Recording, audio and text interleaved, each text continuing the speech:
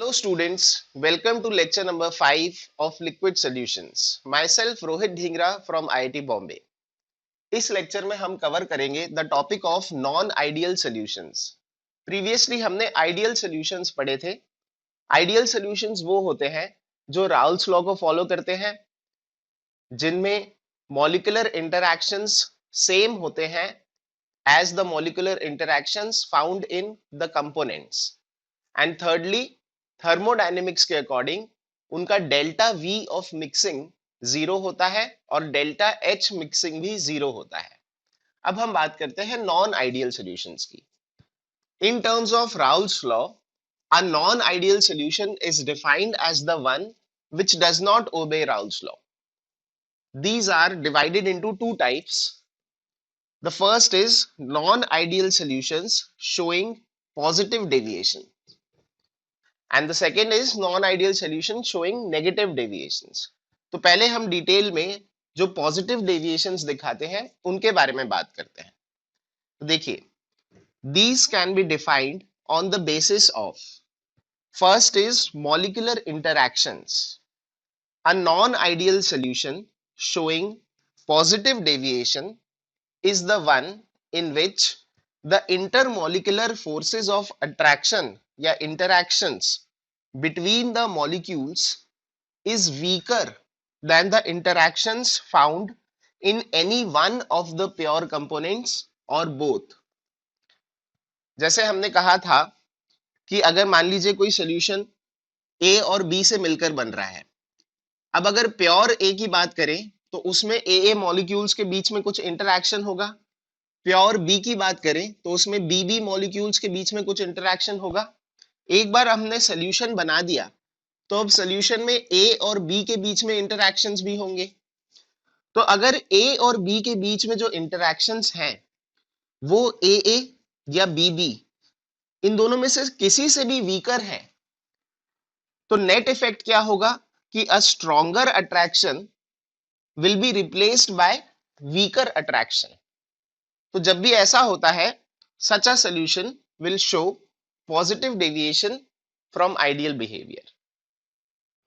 Molecular interactions के according हमने positive deviation वाले नॉन आइडियल सॉल्यूशंस को किस तरह से डिफाइन किया है? वो सॉल्यूशंस जिसमें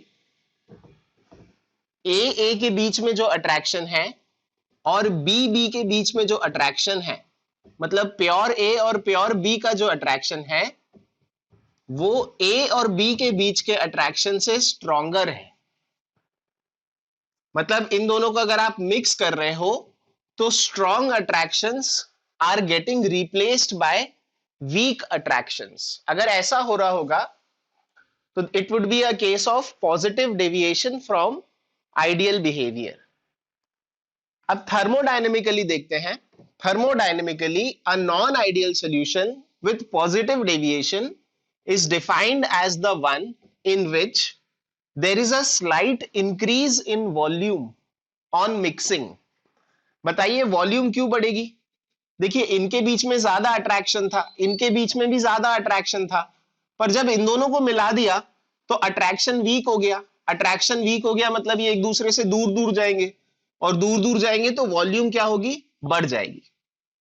and absorption of heat takes place on mixing. तो ये तो हम जानते हैं कि अगर दो चीजों के बीच में अट्रैक्शन होता है तो हमेशा हीट रिलीज होती है, हीट इज इवॉल्व्ड. पर अगर दो चीजों के बीच में कम अट्रैक्शन है और उनको मिक्स करना है तो हमें हीट बाहर से देनी पड़ती है. तो therefore absorption of heat will take place on mixing.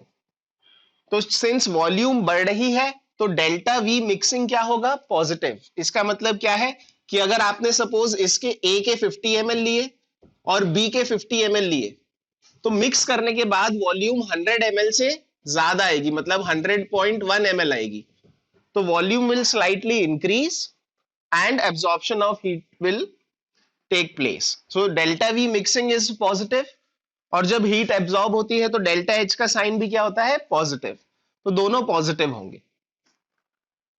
अब ये हमें किस तरह से डिसाइड करना है कि दो मॉलिक्यूल्स के बीच में अट्रैक्शन वीक है कि स्ट्रॉन्ग है? तो देखिए the trend of molecular interactions are, सबसे स्ट्रांग होता है हाइड्रोजन बॉन्डिंग, फिर डाइपोल डाइपोल इंटरैक्शंस, और वीकेस्ट होते हैं वॉन्डर वॉल्स इंटरैक्शंस.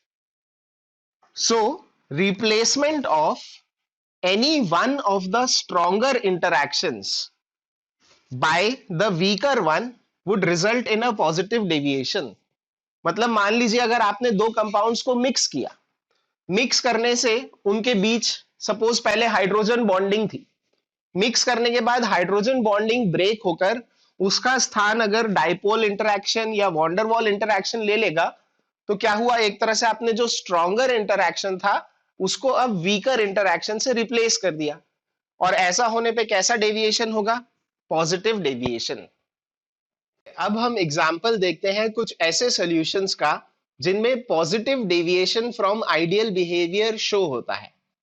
याद रखिए पॉजिटिव डेविएशन की कंडीशन क्या है, अगर ए बी के बीच में इंटरैक्शन वीकर है as compare to A and B B, तब पॉजिटिव डेविएशन शो होता है. तो हमारे पास पहला एग्जाम्पल है acetone plus carbon disulphide. Acetone के अगर दो मॉलिक्यूल्स हैं, एसीटोन का फॉर्मूला है C double bond O CH3 CH3. तो अगर एसीटोन के दो मॉलिक्यूल्स हैं तो इनके बीच में किस तरह का इंटरैक्शन है. देखिए हाइड्रोजन बॉन्डिंग तो है नहीं, पर acetone is a polar molecule, carbon oxygen पे डेल्टा माइनस है और कार्बन पे डेल्टा प्लस है, तो इसमें एक नेट डाइपोल है. तो एसीटोन कैसा मॉलिक्यूल है, पोलर मॉलिक्यूल. तो अगर दो एसीटोन के मॉलिक्यूल्स हम लेंगे पास पास, तो वो आपस से किस फोर्स से अट्रैक्टेड होंगे, they will be attracted by dipole dipole interaction. हाँ, dipole dipole interaction is a strong force, उतनी स्ट्रॉन्ग नहीं है जितनी हाइड्रोजन बॉन्डिंग है, पर उतनी वीक भी नहीं है जितनी वॉन्डर वॉल फोर्स है. अब अगर कार्बन डाइसल्फाइड के दो मॉलिक्यूल्स की बात करें, तो कार्बन डाइसल्फाइड का फॉर्मूला क्या होता है, CS2, और इसका स्ट्रक्चर कैसा होता है, कुछ इस तरह से, CO2 के जैसा ही. अब देखिए ये तो एक नॉन पोलर मॉलिक्यूल है, इसका नेट डाइपोल मोमेंट भी जीरो है. तो अगर CS2 के दो मॉलिक्यूल लेते हैं तो इनके बीच में कैसे अट्रैक्शन है, ना हाइड्रोजन बॉन्डिंग है ना डाइपोल डाइपोल है, तो कौन सा अट्रैक्शन बचा, van der Waals forces of attraction. मतलब CS2 के दो मॉलिक्यूल्स के बीच में बहुत ही वीक अट्रैक्शन है, जबकि एसीटोन के दो मॉलिक्यूल्स के बीच में एक स्ट्रॉन्गर अट्रैक्शन है, stronger as compare to CS2. आइए इनके फोर्सेस ऑफ अट्रैक्शन लिख लेते हैं नीचे. एसीटोन के दो मॉलिक्यूल्स के बीच में डाइपोल डाइपोल इंटरैक्शन है, जबकि CS2 के दो मॉलिक्यूल्स के बीच में वॉन्डर वॉल्स अट्रैक्शन है. अब सपोज हमने एसीटोन में CS2 मिक्स कर दिया. अगर CS2 मिक्स कर दिया तो एसीटोन के जो दो मॉलिक्यूल्स पहले एक दूसरे से काफी ज्यादा अट्रैक्टेड थे बाय डाइपोल डाइपोल अट्रैक्शन, इन दो मॉलिक्यूल्स के बीच में CS2 के मॉलिक्यूल आ गए. अगर CS2 का मॉलिक्यूल आ गया तो क्या होगा, CS2 और एसीटोन के बीच में तो डाइपोल डाइपोल अट्रैक्शन है नहीं ना, ये तो नॉन पोलर मॉलिक्यूल है. तो एसीटोन और CS2 के बीच में अब वीक अट्रैक्शन है. सिमिलरली इन दोनों के बीच में भी क्या है, वीक अट्रैक्शन है. तो जहां पहले स्ट्रॉन्ग अट्रैक्शन था दो मॉलिक्यूल्स के बीच में, अब बीच में CS2 के आने की वजह से जो स्ट्रॉन्गर अट्रैक्शन था वो रिप्लेस हो गया वीकर अट्रैक्शन से. तो कभी भी अगर इस तरह से हो रहा है कि दो मॉलिक्यूल्स जिनको आप मिक्स कर रहे हैं उनमें से एक के बीच में तो स्ट्रॉन्ग अट्रैक्शन है, पर जो दूसरा है उसके बीच में वीक अट्रैक्शन है, तो जो वीक अट्रैक्शन वाला मॉलिक्यूल है उसके बीच में आने की वजह से जो स्ट्रॉन्गर अट्रैक्शन वाला मॉलिक्यूल था वो भी वीक हो जाएगा. मतलब आप इसको ऐसे भी याद रख सकते हैं कि जो खुद कमजोर है वो स्ट्रॉन्ग वाले के अट्रैक्शन को भी कमजोर बना देगा. तो a stronger attraction will be replaced by weaker attraction. और अगर स्ट्रॉन्गर अट्रैक्शन वीकर अट्रैक्शन से रिप्लेस हो गया तो हमने पहले ही पढ़ा है कि मॉलिक्यूलर अट्रैक्शन के according if there are weaker attraction between A and B, then it is a case of positive deviation. तो इसी तरह से आपको हमेशा देखना है। देखिए एसीटोन के दो मॉलिक्यूल के बीच में कैसा अट्रैक्शन है? Strong attraction, stronger as compare to van der Waals. हाँ, उतना स्ट्रॉन्ग भी नहीं है हाइड्रोजन बॉन्डिंग जितना, पर वॉन्डर वॉल से तो स्ट्रॉन्गर है। तो कभी भी एक अगर स्ट्रॉन्ग वाला है और दूसरा वीक वाला है, तो वीक वाला स्ट्रॉन्ग वाले को भी वीक बना देगा खुद बीच में घुसकर। तो इसी तरह से इधर देखते हैं, यहां पर एसीटोन के बीच दो मॉलिक्यूल्स के बीच में कैसा अट्रैक्शन है? डाइपोल डाइपोल अट्रैक्शन है। जबकि इथाइल अल्कोहल के दो मॉलिक्यूल्स के बीच में कैसा अट्रैक्शन है? It is by hydrogen bonding. अब हमें फिर से दिख रहा है कि यहां पर एक अट्रैक्शन स्ट्रॉन्ग है और उसके कंपैरिजन में जो दूसरा अट्रैक्शन है वो वीक है। पहले डाइपोल डाइपोल को हमने स्ट्रॉन्ग बोला था, क्यों? क्योंकि वो वॉन्डरवॉल के कंपैरिजन में तो स्ट्रॉन्ग है ना, पर हाइड्रोजन बॉन्डिंग के कंपैरिजन में डाइपोल डाइपोल कैसा हो गया? वीक हो गया। मतलब एसीटोन के दो मॉलिक्यूल्स में वीक अट्रैक्शन है, जबकि इथाइल अल्कोहल के दो मॉलिक्यूल्स के बीच में स्ट्रॉन्ग अट्रैक्शन है, स्ट्रॉन्ग हाइड्रोजन बॉन्डिंग है। अब अगर आप इन दोनों को मिक्स करेंगे तो ये वीक अट्रैक्शन वाला इस स्ट्रॉन्ग अट्रैक्शन वाले मॉलिक्यूल्स के बीच में घुसकर इनके स्ट्रॉन्ग अट्रैक्शन को भी कम कर देगा। ये ट्रिक देखिए, कोई एक वीक है एक स्ट्रॉन्ग है, तो जो वीक वाला है वो स्ट्रॉन्ग वाले को भी वीक कर देगा। तो as a result stronger forces will be replaced by weaker forces, and this is also a case of positive deviation.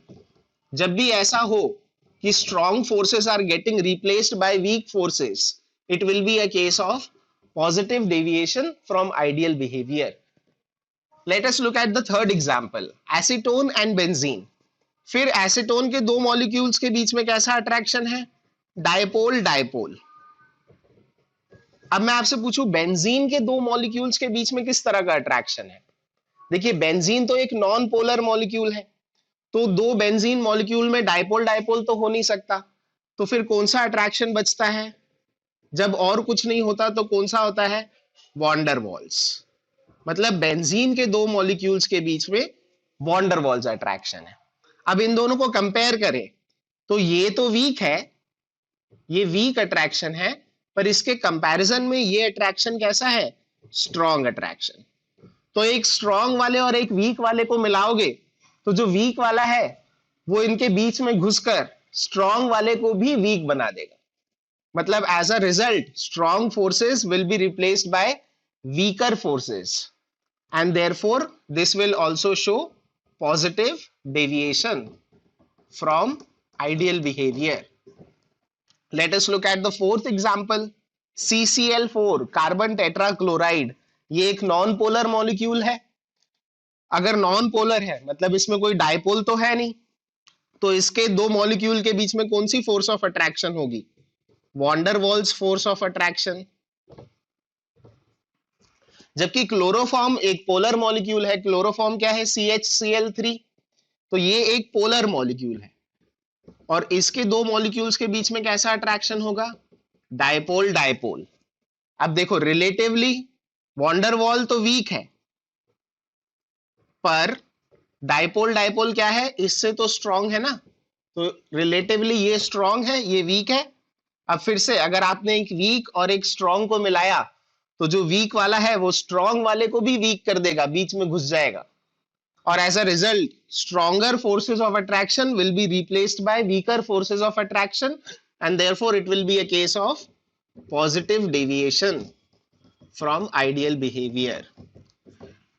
Now lastly let us look at example number 5 and 6. देखिए यहां पर methyl alcohol और water है। अगर water के दो molecule के बीच में बात करी जाए कौन सी फोर्स ऑफ अट्रैक्शन होती है? तो आंसर है हाइड्रोजन बॉन्डिंग। अगर अल्कोहल के दो मॉलिक्यूल्स के बीच में फोर्सेस ऑफ अट्रैक्शन की बात की जाए तो दो अल्कोहल मॉलिक्यूल्स के बीच में भी हाइड्रोजन बॉन्डिंग ही होती है, but there is a difference. Water का एक मॉलिक्यूल चार चार हाइड्रोजन बॉन्ड बनाने में सक्षम होता है, जबकि अल्कोहल में देखिए एक ही हाइड्रोजन है ना, वाटर में तो दो दो हाइड्रोजन है जो O से लगे हैं, तो दोनों हाइड्रोजन हाइड्रोजन बॉन्डिंग कर सकते हैं, जबकि अल्कोहल में सिर्फ एक ही हाइड्रोजन है जो हाइड्रोजन बॉन्डिंग में पार्टिसिपेट कर सकता है, इसलिए अल्कोहल्स में जो हाइड्रोजन बॉन्डिंग होगी वो वीकर हाइड्रोजन बॉन्डिंग होगी। It is a case of hydrogen bonding but weaker hydrogen bonding. तो जब एक वीक अट्रैक्शन कंपैरेटिवली, ये स्ट्रांग है ये वीक है, तो अगर वीक वाले को स्ट्रांग वाले से मिलाओगे तो वीक वाला स्ट्रांग वाले दो मॉलिक्यूल्स के बीच में घुसकर उनका स्ट्रांग अट्रैक्शन को भी कमजोर कर देगा, वीकर से रिप्लेस कर देगा। एक वीक है एक स्ट्रांग है, तो it will always be a case of positive deviation. तो ये सब लॉजिकली भी हम समझ सके हैं, और इनफैक्ट ये आपको याद भी रखने चाहिए। अगर कभी आपसे रैंडमली पूछ लिया जाए इथाइल अल्कोहल एंड वाटर, इसमें कैसा डेविएशन होता है, तो इनफैक्ट आपको ये याद रहना चाहिए कि it shows positive deviation from ideal behaviour. तब मैं आपसे ये पूछूं कि पॉजिटिव डेविएशन का वेपर प्रेशर पर क्या प्रभाव होगा। देखिए, पॉजिटिव डेविएशन है, इसका मतलब वीक फोर्स ऑफ अट्रैक्शन है। तो अगर किन्हीं दो मॉलिक्यूल्स के बीच में वीकर फोर्स ऑफ अट्रैक्शन है as compare to stronger one, तो वीक फोर्स ऑफ अट्रैक्शन से क्या फर्क पड़ता है। देखिए, अगर इन दोनों के बीच में वीक अट्रैक्शन है, मतलब ये एक दूसरे से थोड़ा दूर दूर है, उतना अट्रैक्टेड नहीं है एक दूसरे से, तो यानी ये इजिली वेपर्स में कन्वर्ट होकर ऊपर जा सकते हैं। क्योंकि अगर स्ट्रॉन्ग अट्रैक्शन होता तो उतनी आसानी से वेपर नहीं बनते, पर अगर वीक अट्रैक्शन है तो मतलब ये इजिली ब्रेक होकर वेपर्स में कन्वर्ट हो सकते हैं। तो जब भी वीक फोर्स ऑफ अट्रैक्शन होगी तो वेपर ज्यादा इजिली बनेंगे, और वेपर ज्यादा इजिली बनेंगे मतलब वेपर का प्रेशर बढ़ जाएगा। तो जब भी पॉजिटिव डेविएशन है, या फिर ऐसा समझिए जब भी वीक फोर्स ऑफ अट्रैक्शन है, तो वेपर प्रेशर जो हम एक्सपेक्ट कर रहे थे उससे ज्यादा बढ़ा हुआ आएगा उससे। तो देखिए, अगर ये आइडियल सोल्यूशन होता तो वेपर प्रेशर्स का ग्राफ कैसा बनता है वर्सेस मोल फ्रैक्शन, कुछ इस तरह का ग्राफ बनता है। पर ये आइडियल सोल्यूशन नहीं है, ये नॉन आइडियल सोल्यूशन है। नॉन आइडियल सोल्यूशन जिसमें पॉजिटिव डेविएशन है, या फिर ऐसे कह लो जिसमें वीक फोर्स ऑफ अट्रैक्शन है, तो इनका वेपर प्रेशर जो आइडियल वेपर प्रेशर होते हैं उनसे बड़े हुए आएंगे। जो हम एक्सपेक्ट कर रहे होंगे आइडियल वेपर प्रेशर, उससे बड़े हुए आएंगे वेपर प्रेशर। तो ए का वेपर प्रेशर भी बढ़ा हुआ आएगा, बी का वेपर प्रेशर भी बढ़ा हुआ आएगा। अगर आइडियल होता तो ऐसा ग्राफ आता, पर since there is a positive deviation, तो वेपर प्रेशर क्या होगा, आइडियल से कुछ बढ़ा हुआ आएगा। ए का प्रेशर भी बढ़ जाएगा, बी का प्रेशर भी बढ़ जाएगा, तो बी का भी वेपर प्रेशर आइडियल से बढ़ा हुआ आएगा। अब अगर ए का प्रेशर भी बढ़ गया, बी का प्रेशर भी बढ़ गया, तो ये जो ग्राफ है टोटल वेपर प्रेशर वाला, वो ग्राफ भी कैसा आएगा, एक्सपेक्टेड से बढ़ा हुआ। तो जब भी पॉजिटिव डेविएशन होता है तो सारे प्रेशर बढ़ जाते हैं। ए का प्रेशर भी बढ़ जाता है, वेपर प्रेशर बी का भी बढ़ जाता है, और टोटल वेपर प्रेशर भी बढ़ जाता है। So this will be the graph of total vapour pressure for solutions which show positive deviation. तो अगर आपको कोई बोलता है CS2 प्लस एसीटोन, ये हमारा सोल्यूशन है, कार्बन डाइसल्फाइड और एसीटोन का सोल्यूशन है, और आप इसका vapour pressure versus mole fraction का ग्राफ बनाइए, तो आपको कुछ इस तरह से बनाना है। ये जो डॉटेड लाइन है ये तो वो वाला सिनेरियो बता रहा है जब सब आइडियल होता तब कैसा ग्राफ आता, पर ग्राफ ऐसा नहीं आएगा, इससे डेविएटेड ग्राफ आएगा। और कैसा डेविएटेड, सबके वेपर प्रेशर बढ़े हुए आएंगे। So this is the graphical representation of positive deviation from ideal behaviour. देखिए, अब पॉजिटिव डेविएशंस का जो ग्राफ है उसमें कोई एक ऐसा इंटरमीडिएट पॉइंट होगा।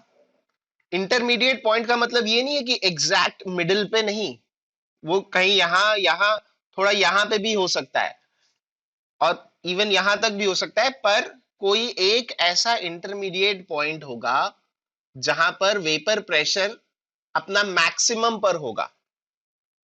तो इस ग्राफ में अगर आप देखेंगे तो वो कहीं यहां आ रहा है।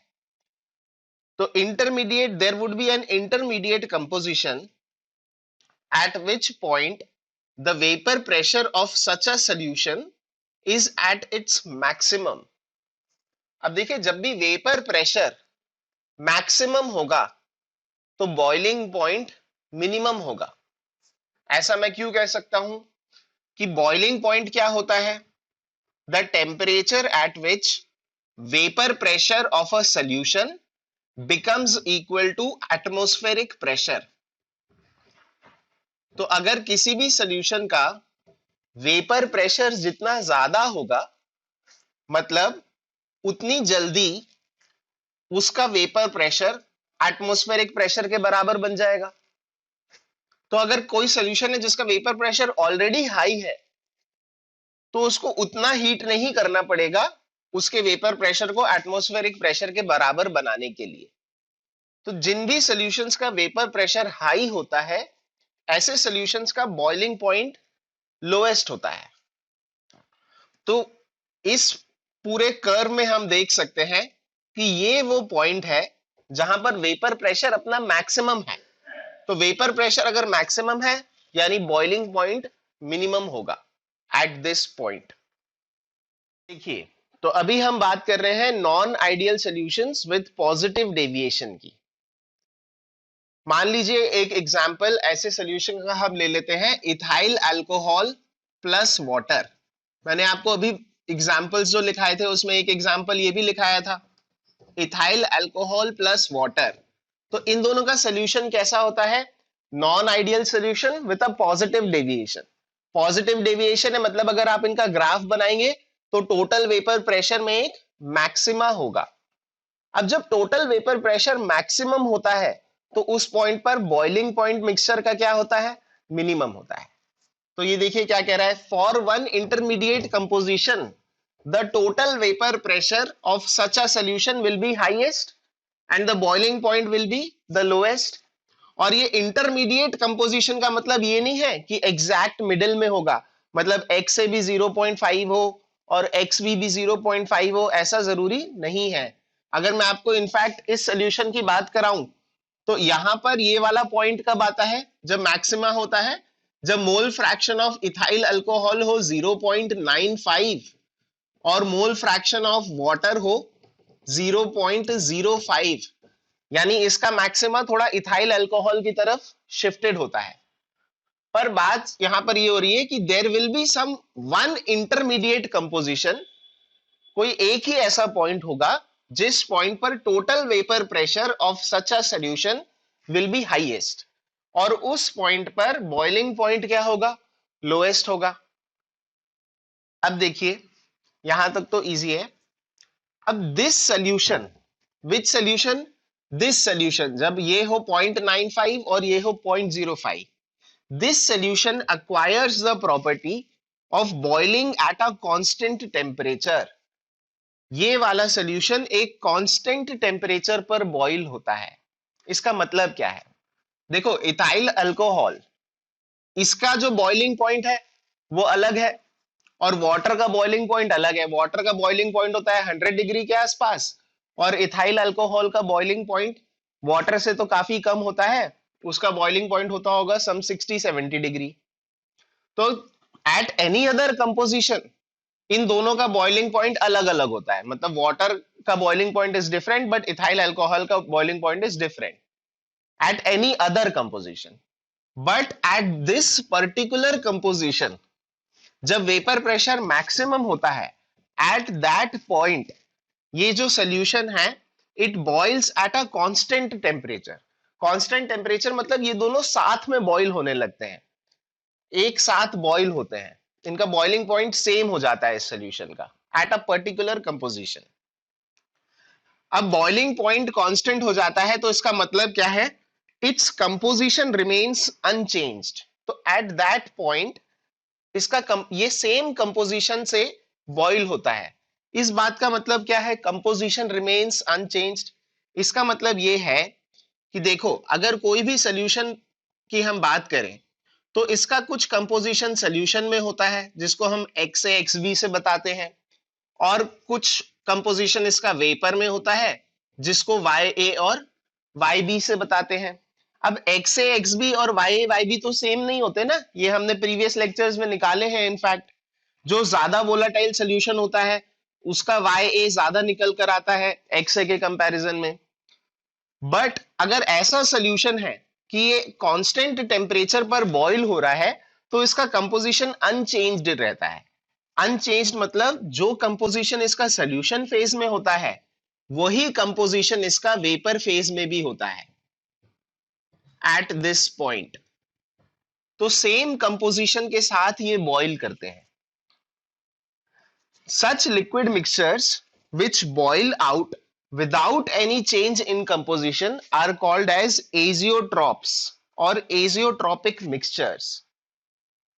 तो अगर कोई भी नॉन आइडियल सोल्यूशन है तो उस नॉन आइडियल सोल्यूशन में एक मैक्सिमा तो आएगा ही।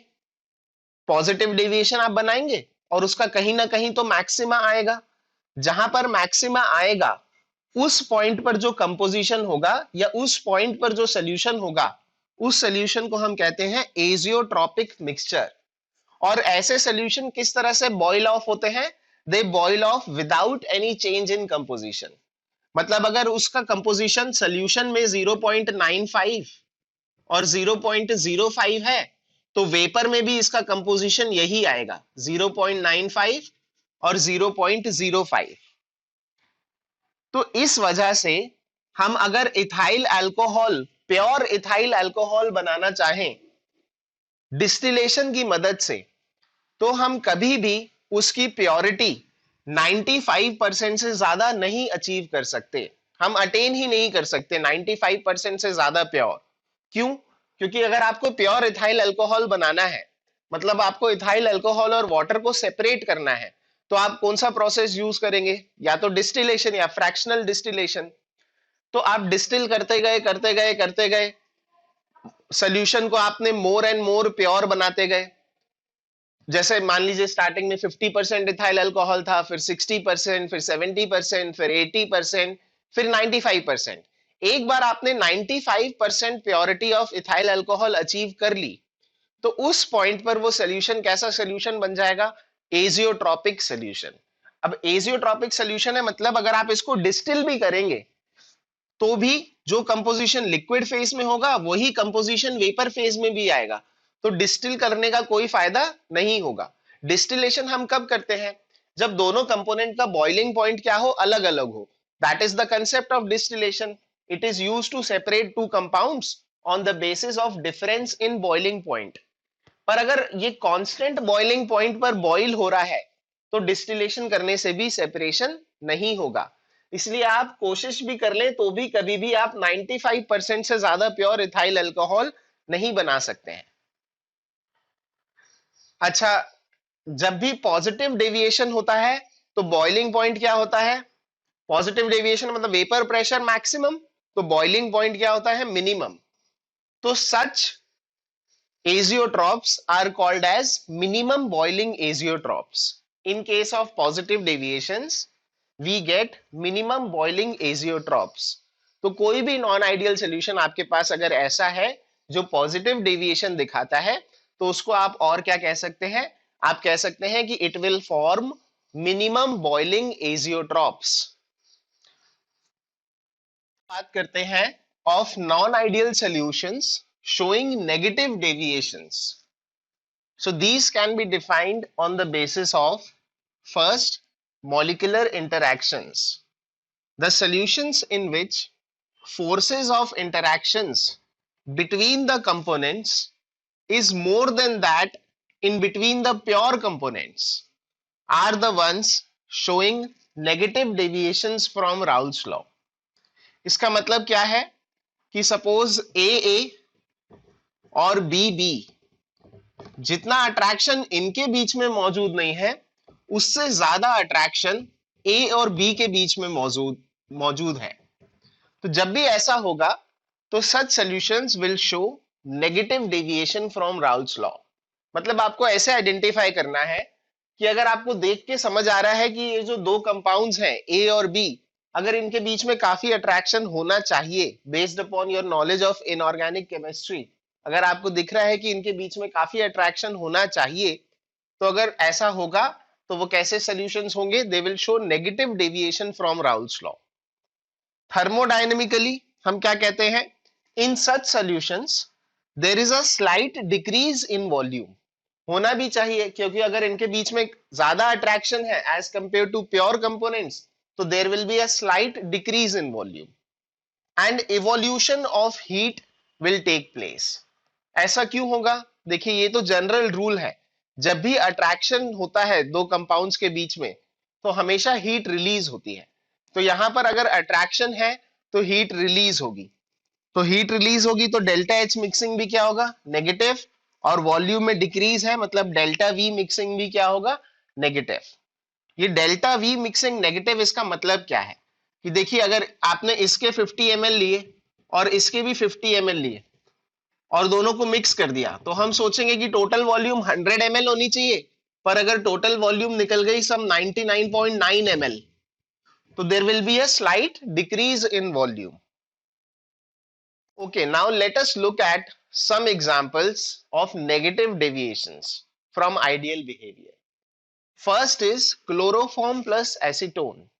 अगर हम क्लोरोफॉर्म के दो मॉलिक्यूल्स लेते हैं, तो उनके बीच में कैसी फोर्सेस होती हैं? डाइपोल डाइपोल फोर्सेस, जो कि थोड़ी वीक ही हैं, उतनी स्ट्रांग नहीं है। अगर उसी तरह से एसीटोन के दो मॉलिक्यूल्स लेते हैं, तो उनके बीच में भी कौन सी फोर्सेस होती हैं? Dipole dipole. पर अगर आपने क्लोरोफॉर्म और एसीटोन को मिक्स कर दिया, तो एसीटोन का ऑक्सीजन और क्लोरोफॉर्म का जो हाइड्रोजन है, उनके बीच में क्या होने लगेगा? हाइड्रोजन बॉन्डिंग बनने लगेगा। और हाइड्रोजन बॉन्डिंग कैसी फोर्सेस होती हैं? Strong forces. तो पहले जहां इनके बीच में वीक फोर्सेस थी, इन दोनों को मिक्स कर दिया तो strong forces will come into play. और जब भी स्ट्रॉन्ग फोर्सेस ऑफ अट्रैक्शन होती हैं दो मॉलिक्यूल्स के बीच में, तो ऐसे सॉल्यूशंस कैसा डेविएशन दिखाते हैं? Negative deviation from ideal behaviour. Let us look at another examples. Acetone हमने पहले देख लिया, डाइपोल फोर्सेस होती हैं। एनिलीन की बात करें, तो एनिलीन में वीक हाइड्रोजन बॉन्ड होता है। वीक क्यों होता है? क्योंकि जो हाइड्रोजन है वो एन से लगा है, और दूसरा नाइट्रोजन के साथ ही वो हाइड्रोजन बॉन्ड बना रहा है, तो यहां पर वीक हाइड्रोजन बॉन्ड है। पर अगर आपने एसीटोन और एनिलीन को मिक्स कर दिया, तो इसका हाइड्रोजन इसके ऑक्सीजन के साथ हाइड्रोजन बॉन्डिंग बनाएगा, जो कि स्ट्रॉन्ग हाइड्रोजन बॉन्ड होगा।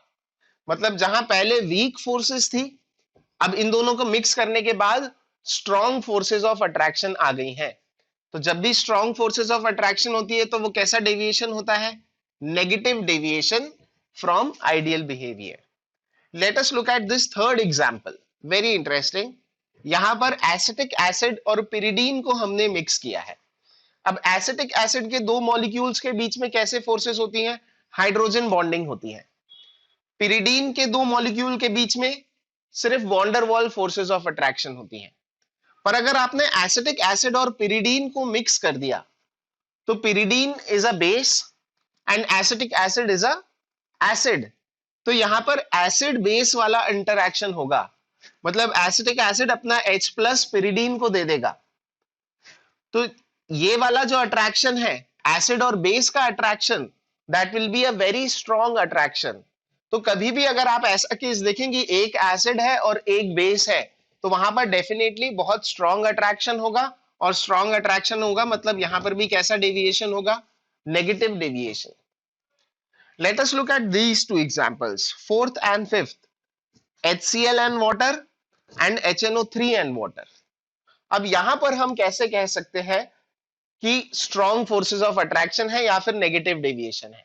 तो देखिए, अगर कभी भी आपने अगर लैब में HCl देखा होगा, तो HCl को हम हुड के अंदर रखते हैं, फ्यूमिंग हुड के अंदर रखा जाता है। क्यों रखा जाता है? क्योंकि HCl is a volatile acid. Similarly HNO3, this is also a volatile acid. ये सब वोलाटाइल एसिड्स होते हैं। वोलाटाइल एसिड्स क्यों होते हैं?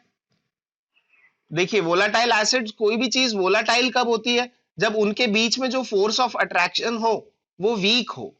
तो दो HCl मॉलिक्यूल्स के बीच में इतनी ज्यादा फोर्स ऑफ अट्रैक्शन नहीं है, सिर्फ डाइपोल डाइपोल अट्रैक्शन ही तो है। सिमिलरली दो HNO3 मॉलिक्यूल्स के बीच में भी इतनी स्ट्रॉन्ग फोर्स ऑफ अट्रैक्शन नहीं है, इसलिए ये सब वोलाटाइल एसिड्स हैं।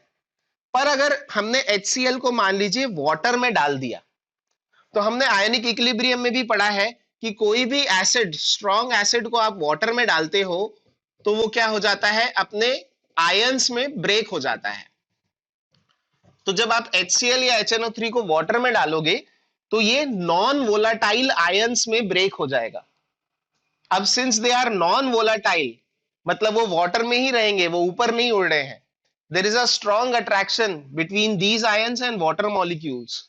और जब भी स्ट्रॉन्ग अट्रैक्शन होता है तो ये कैसा डेविएशन होता है, negative deviation from ideal behaviour.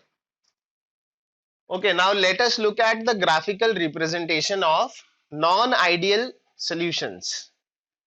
तो देखिए, non-ideal solution showing negative deviations. तो अगर मैं आपसे पूछूं ऐसे solutions जिनमें negative deviation है, उनका vapour pressure expected vapour pressure से कम होगा कि ज्यादा होगा? तो देखिए, नेगेटिव डेविएशन है मतलब इन दोनों के बीच में स्ट्रॉन्ग फोर्स ऑफ अट्रैक्शन है, और जब भी अट्रैक्शन ज्यादा होगा मॉलिक्यूल्स के बीच में, तो ऐसे मॉलिक्यूल्स का सॉल्यूशन में से वेपर बनकर ऊपर उड़ जाना उतना आसान भी नहीं होगा। अगर इन दोनों के बीच में स्ट्रॉन्ग अट्रैक्शन है तो इनके वेपर्स बनने की टेंडेंसी कम होगी, और अगर कम वेपर्स बनेंगे मतलब वेपर प्रेशर भी कम होगा। तो ऐसे सॉल्यूशन जिनमें नेगेटिव डेविएशन होता है उनका वेपर प्रेशर आइडियल सॉल्यूशन के वेपर प्रेशर से कम होता है।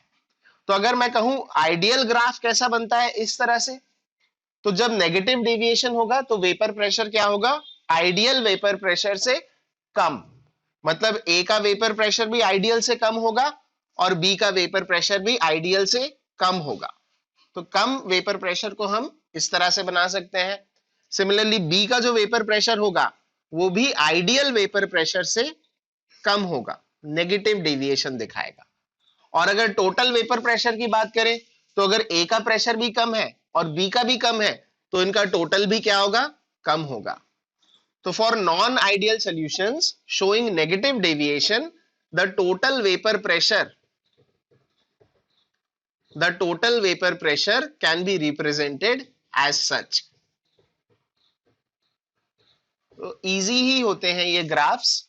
आइडियल का तो आपको पता है कि लीनियरली वेरी करते हैं, नॉन आइडियल में या तो बढ़ जाते हैं या कम हो जाते हैं, नेगेटिव डेविएशन में क्या होते हैं, कम हो जाते हैं।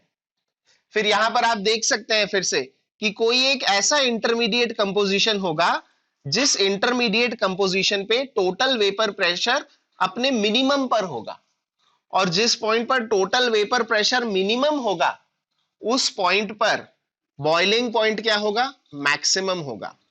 तो एट सम इंटरमीडिएट कंपोजिशन, अब ये इंटरमीडिएट का मतलब ये नहीं है कि दोनों के बीच में कि x भी 0.5 और xb भी 0.5 हो, ये इंटरमीडिएट पॉइंट कहीं पे भी आ सकता है, थोड़ा यहां यहां कहीं पे भी आ सकता है।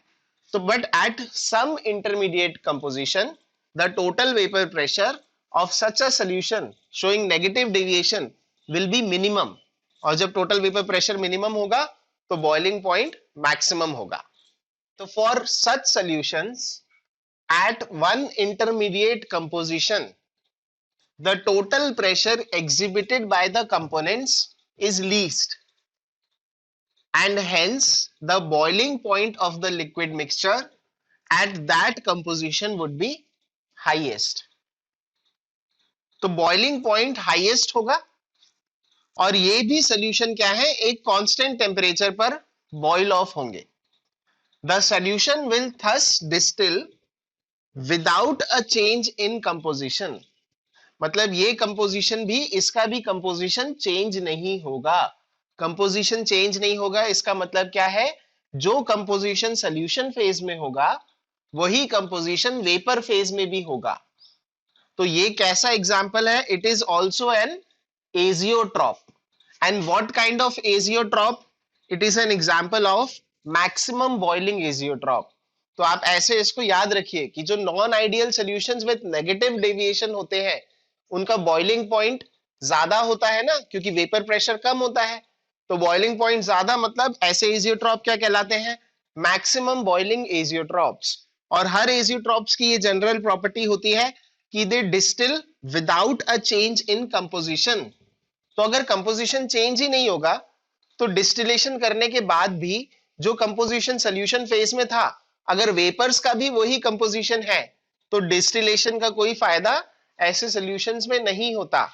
तो जो भी एजियोट्रॉप्स होते हैं उनको आप डिस्टिलेशन से अलग नहीं कर पाते हैं। देखिए डिस्टिलेशन का तो लॉजिक ही यही है ना, कि अगर दो सॉल्यूशन ऐसे हैं जिनका बॉइलिंग पॉइंट अलग अलग है, तो हम पहले उसको हीट करते हैं, तो जो जिसका बॉइलिंग पॉइंट कम है वो पहले वेपर्स में कन्वर्ट हो जाता है और उसको फिर हम कंडेंस कर लेते हैं। डिस्टिलेशन का यही लॉजिक होता है। पर कभी भी अगर एजियोट्रॉपिक मिक्सचर है तो एट अ पर्टिकुलर कंपोजिशन वो इस तरह से बॉइल होगा कि जो कंपोजिशन सॉल्यूशन में है वही कंपोजिशन वेपर में है, तो डिस्टिलेशन करने से कोई बेनिफिट नहीं होगा। और एजियोट्रॉप्स कौन बनाते हैं? Non ideal solutions. Non ideal solutions with positive deviation क्या बनाते हैं? Minimum boiling azeotrope. And non ideal solutions with negative deviation क्या बनाते हैं? Maximum boiling azeotrope. So this is it for today's lecture. Next lecture में हम colligative properties cover करेंगे। Thank you.